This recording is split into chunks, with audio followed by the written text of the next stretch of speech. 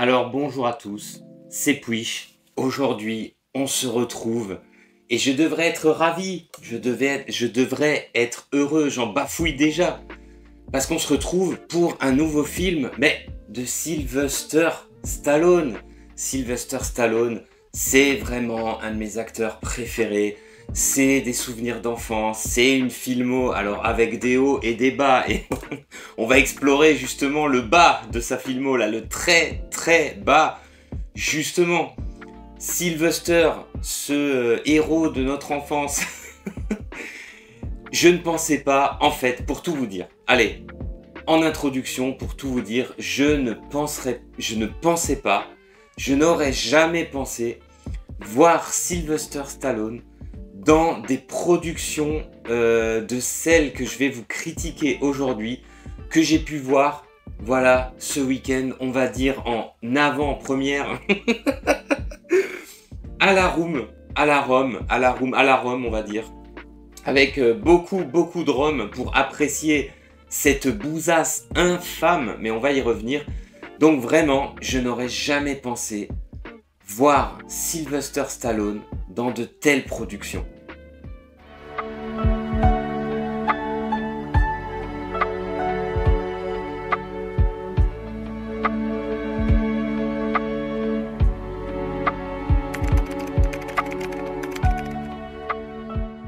Alors oui, à la Rome, qu'est-ce que c'est que cette merde? Alors on peut tout de suite dire les termes.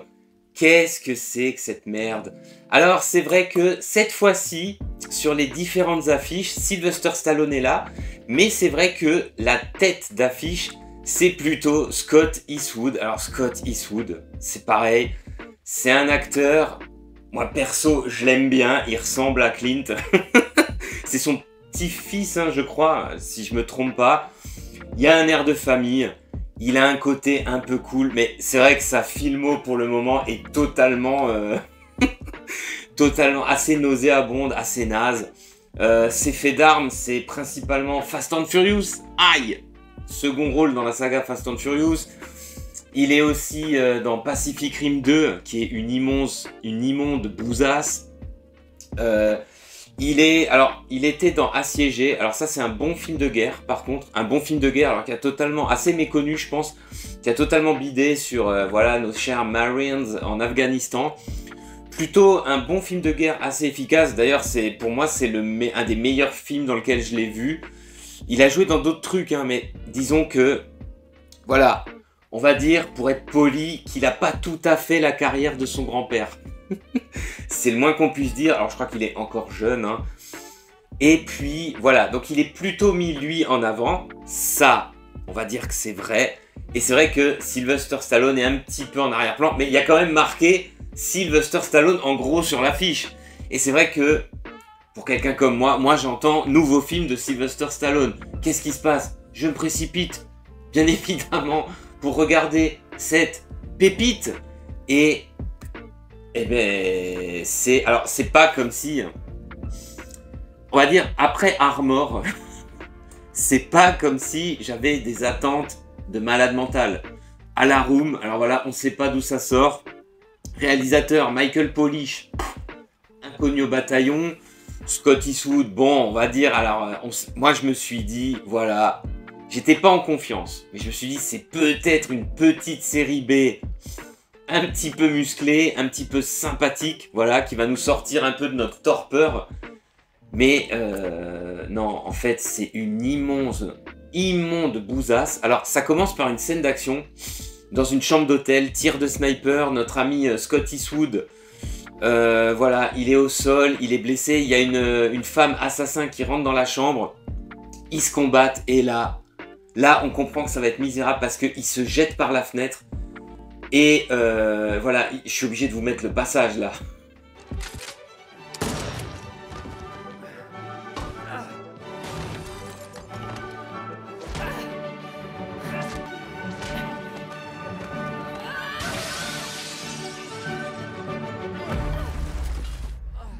Donc, comme vous avez pu le voir, tout de suite on se rend compte que c'est ignoble. C'est ignoble et ça va être comme ça tout du long du film, c'est-à-dire c'est non seulement ça a l'air totalement fauché, alors quelque chose me dit que le cachet, la prod, en fait tout l'argent est passé dans les poches de Sylvester Stallone, certainement. Et voilà, donc c'est à proprement parler totalement misérable au niveau de la réalisation. C'est tourné dans les pays de l'Est, donc ça fait bien plaisir, hein, ça nous rappelle vraiment très très bien les DTV éclatax de Steven Seagal dans les pays de l'Est, Billy of the Beast, enfin toutes les bouses là qu'il est allé tourner hors de portée, l'affaire Van Aken, toutes les bouses qu'il est allé tourner dans les pays de l'Est, ben, au tournant des années 2000, idem pour Jean-Claude Van Damme, idem pour Dolph Lundgren, enfin bref. Et c'est vrai que Stallone, j'aurais jamais imaginé qu'il se vautrerait comme ça dans des productions immondes. Alors, c'est complètement fauché et il y a un truc qui est insupportable tout au long du film. C'est extrêmement lent. Donc après cette introduction avec une simili-scène d'action, on a un générique immonde. Pareil, je vais vous le passer là parce que c'est immonde où t'as Papy Stallone comme ça qui je sais pas, qui remue les bras comme ça avec un SPA 12. Non, c'est pas un SPA 12, c'est un espèce de fusil à pompe automatique ridicule. On voit très bien que ça tire pas, justement c'est pour ça qu'il remue les bras. D'ailleurs, ça c'est quelque chose qu'on retrouvait pendant tout le film. Il n'y a pas un seul véritable coup de feu dans ce film. Alors, véritable. Évidemment, on va pas commencer à se trucider les uns les autres, bien sûr. Mais il n'y a pas de balle à blanc, il n'y a pas de tir de cinéma. Tout est fake. Et voilà, le réalisateur, les gens aux effets spéciaux ont cru bon comme ça de rajouter tout un tas de gerbes de flammes. Mais le gros problème avec cette méthode, c'est que on se rend bien compte que personne ne tire pour de vrai. À un moment donné, on a un gars, il fait comme ça avec son pistolet. On a Papy Stallone, voilà, qui fait comme ça, il fait comme ça. Donc on a des types qui ils font comme ça là, avec leur Kalachnikov, avec leur M16. Oh, c'est absolument pathétique. Donc, alors, je vous ai même pas parlé de l'histoire parce que j'en étais déjà sur la réalisation, mais c'est vrai que ça choque tellement. C'est tellement mou du slip. C'est tellement parce que au mine de rien, bon, il y a quand même quelques scènes de fusillade. Il y a quand même 4-5 dans le film. Mais en fait, c'est ça qui est fou. Globalement, il y a plutôt de l'action. Alors le film dure à peu près 1h35, hein, 1h36. Soyons précis. Globalement, il y a plutôt de l'action. Mais c'est tellement misérable. En fait, on n'y croit tellement pas. C'est tellement ridicule que, ben, en fait, on peut pas y croire, quoi. Et très vite, on est complètement de marbre face à cette production guignolesque au possible, qui essaye de nous faire passer des vessies pour des lanternes. Enfin, c'est complètement ridicule. À un moment donné, donc on a tout un groupe de soldats, de commandos. Alors, l'histoire. Je m'éparpille parce que je pars dans tous les sens, parce que c'est tellement what the fuck. En gros, on est sur une histoire de barbouze, une histoire d'agent secret. Donc notre héros, Scott Eastwood, est un agent secret qui a failli être assassiné donc, par la femme qu'on voit au début, qui finalement il va raccrocher. Il va rejoindre cette femme, parce qu'en fait ils sont amoureux, hein, ils sont mariés. Il va se faire oublier pendant 5 ans, et là il est tranquille en Pologne pour une mission a priori d'escorte pour elle, du coup. Mais il y a d'autres agents, il y a un crash d'un avion, alors ridicule. Il y a d'autres agents qui vont interférer, il y a une histoire de clé USB. C'est des histoires d'agents doubles, de barbouzes. Alors l'histoire, elle est inutilement compliquée. On comprend rien, c'est pas intéressant, c'est nul à chier. On a comme ça des agents de la DEA, du FBI, de la CIA. Tout le monde se mélange, on comprend rien, c'est complètement inintéressant. Donc ça c'est assez grave. Et on se rend bien compte que ça tourne en rond pour rien. Ça parlote, ça papote pour rien. Juste pour économiser du temps de film. Pour pouvoir après plus ou moins montrer de l'action. Enfin bref. En gros, ils vont se retrouver aux prises avec des terroristes. Et alors c'est génial. Avec Sylvester Stallone. Alors, il joue pas un méchant. Il est pas dans le groupe des méchants. Il est à part, c'est un agent Chester. C'est l'agent Chester. Déjà, on se demande pourquoi il est pas à la retraite. Il apparaît seulement au bout d'une demi-heure de métrage. Il va passer une grande partie du métrage dans sa chambre d'hôtel à répondre à des coups de fil. Donc c'est proprement pathétique, hein. Il y a des scènes hallucinantes. Donc, en fait, l'agent de la DEA, si j'ai bien compris, qui veut faire le ménage, il demande à Chester de retrouver Scott Eastwood et de l'éliminer, en gros. Bon. Après, apparemment, ils se connaissent, voilà. Déjà, Stallone, ce qui est à mourir de rire, c'est qu'il tue un innocent, voilà. Au début du film. Le mec qui l'amène en hélicoptère sur zone. Alors, ils sont en pleine ville. D'ailleurs, c'est assez amusant parce que il y a des fusillades de partout, en pleine ville. En plein centre de vacances et personne ne réagit. On a juste le méchant, donc le chef des méchants c'est un black, c'est un acteur pareil, on a déjà dû le voir, mais voilà, il dégage rien, il est parfaitement ridicule et il nous dira juste oui, les autorités ont été prévenues, c'est bon, la zone a été bouclée, personne viendra nous emmerder. Tu sais, c'est la justification. Comment ça se fait que la police n'intervient pas quoi dans tout ce bordel? Alors c'est génial, t'as Papy Stallone. Tout est téléphoné à outrance. Papy Stallone qui prend sa chambre d'hôtel en face de l'endroit où Scott Atkins s'est planqué dans un... Scott Eastwood s'est planqué dans un magasin. D'ailleurs, c'est génial. Tu verras Papy Stallone sortir normal dans la rue avec son flingue. Comme ça, il guette, comme ça. Il marche dans la rue devant tout le monde avec son flingue à la main. Enfin, je sais pas. Complètement lunaire, il tue des gens à la seringue en mode Hitman, seringue empoisonnée. C'est complètement nul, il y a des twists à 2 balles. Et puis, à un moment donné, voilà, il sort les gros pétards. Puisque finalement, par la force des choses, il va s'allier à Scott Eastwood pour régler la situation. Il sort des gros pétards ridicules, il y a des fusillades à 2 balles. Il arrive plus à marcher, il arrive plus à rien faire. Mais je pense, c'est même pas qu'il arrive plus, Papy Stallone, il est vieux. Mais il en a plus rien à foutre.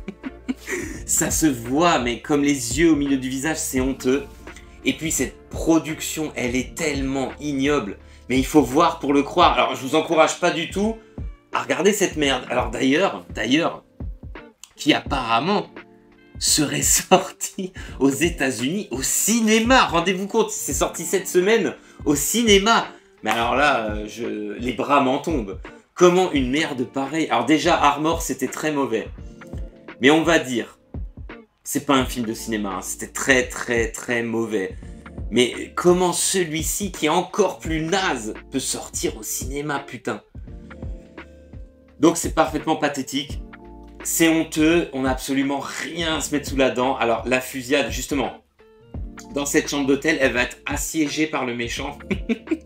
Il va envoyer des soldats qui, putain, en plus, c'est une toute petite maisonnette. Tu comprends pas comment les gars ont pas tout explosé d'un seul coup. Ils sont au moins 50 dehors, tous armés, M16 lance-grenades. Alors justement, au moment de l'assaut de l'hôtel, il y a le Black qui prend un lance-grenade. Il fait un espèce de discours, mais complètement what the fuck, hein.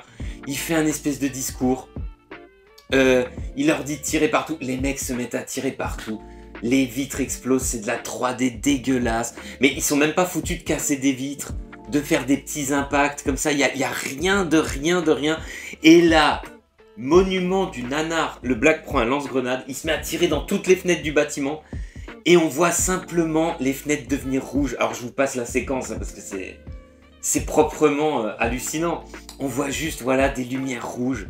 C'est la misère absolue. Il y aura quelques explosions incroyables dans la dernière partie du film. Il y aura des attaques de drones.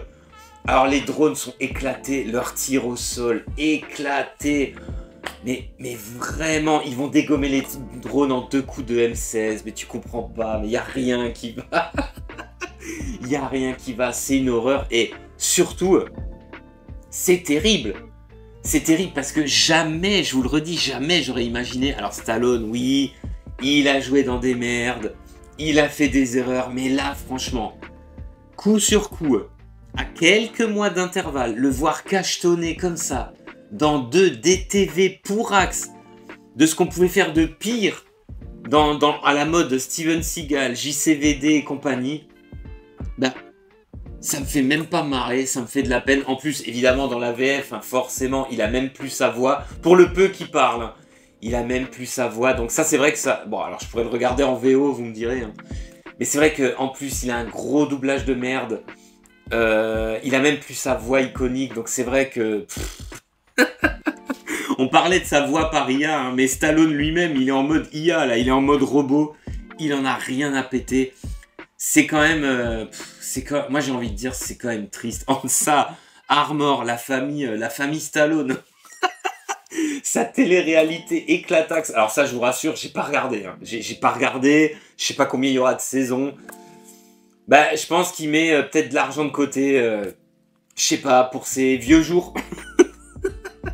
Vieux jours, hein. Non, mais c'est proprement hallucinant. Et puis là pour le coup, à part peut-être vite fait quelques petites scènes d'action, petites mini-séquences de combat, mais elles sont dégueulasses. Oui, parce que sa meuf, à Scott Eastwood, c'est aussi un agent secret. À un moment donné, vers la fin, elle fait des combats mano à mano en mode John Wick. Oh putain! Mais voilà ce qui se passe quand on essaye de faire du John Wick, on a zéro talent et que surtout on a zéro acteur capable de faire des cascades et de lever la jambe ou de faire des fights. Bah ça donne ça, mais c'est pathétique à mort. Il y a de la violence, on va dire, parce que il y a en permanence du sang 3D qui vole, mais oh putain! Mais donc, c'est une honte. Franchement, une honte absolue. Je déconseille, mais alors totalement. J'ai beau adorer Sylvester Stallone, là franchement, il merde. Ça va sûrement pas relancer la carrière de Scott Eastwood. Alors à part peut-être s'il veut se lancer dans le nanar ultime. Alors pareil dans le film, il est transparent, il fait plein de petites mimiques, de petites grimaces. En fait, on ne retiendra, à part la misère absolue et la honte que provoque ce film à sa vision, pour ceux qui l'ont fait, mais en fait, on retiendra absolument rien. Alors, en même temps, il y a de l'action, mais en même temps, c'est ennuyeux, c'est interminable. Tous les dialogues de ce film sont ponctués par des silences.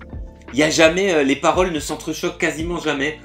Il n'y a jamais de, voilà, on part, je dis ma réplique, on attend quelques secondes, l'autre dit sa réplique, voilà. C'est comme ça pendant tout le film, ça rend le truc complètement soporifique.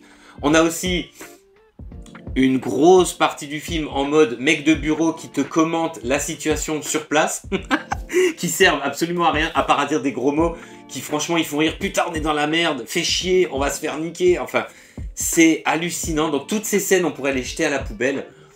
Voilà, Stallone en mode Chester avec ses petites seringues, il est ridicule. Alors le fight, les seules véritables scènes d'action avec lui et Scott Eastwood sont...